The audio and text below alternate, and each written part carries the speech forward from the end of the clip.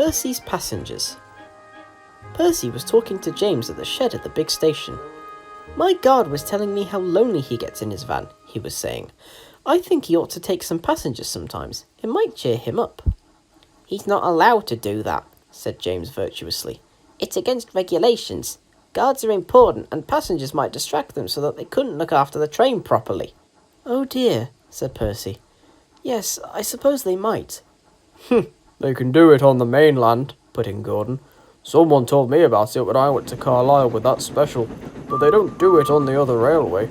It's on some preserved lines, but they haven't got any coaches." "You see, James," said Percy triumphantly.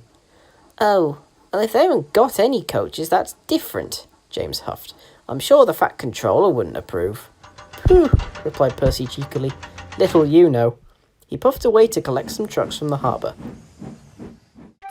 Meanwhile, on the branch line, some passengers got out of Henrietta at a small village station. They all went through the ticket barrier, except for two, a man and a woman. "Ah," said the ticket inspector when he looked at their tickets. "You've come too far, I'm afraid, sir. You should have got out at the last station." The two people looked at him. Then they looked at each other and shook their heads. "The last station," repeated the ticket inspector slowly. "You must go back." There was a pause. Then the man said something to his wife in a language the ticket inspector didn't understand.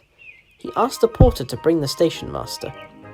A short time later, Percy came chuntering happily along the branch line with his trucks from the harbour. He saw the signal at the station to be set at danger, and the station master was waiting for him on the platform. "Oh dear, there must have been an accident," he thought as he stopped. "I hope nobody's hurt." The station master came over with the two passengers. "I'm giving the guard these two passengers to travel in his van," he told Percy. "They're foreigners who came too far on Toby's train by mistake. Will you stop at the station by the river to let them off, please?" Percy was puzzled. "Passengers?" he asked, when the guard had taken them away. "But this is a goods train." "That's right, Percy," said the station master. "They're going to travel with the guard in his van." "But James says it's against it's not allowed, sir."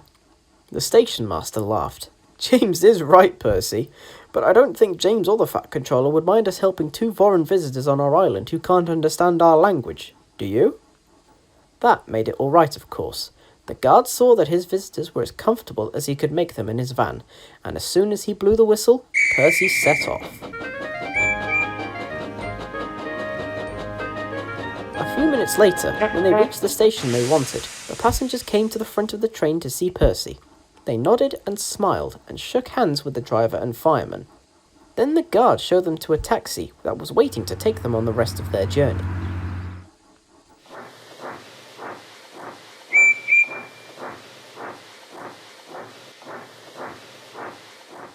A few weeks later, a parcel arrived with brightly coloured foreign stamps on the wrapping. Inside were warm new scarves and gloves for Percy's driver, fireman and guard, and a letter addressed to the Fat Controller saying how splendid his railway was. Percy was proud, but he didn't tell James. It might make him jealous, he said to himself, and that would never do.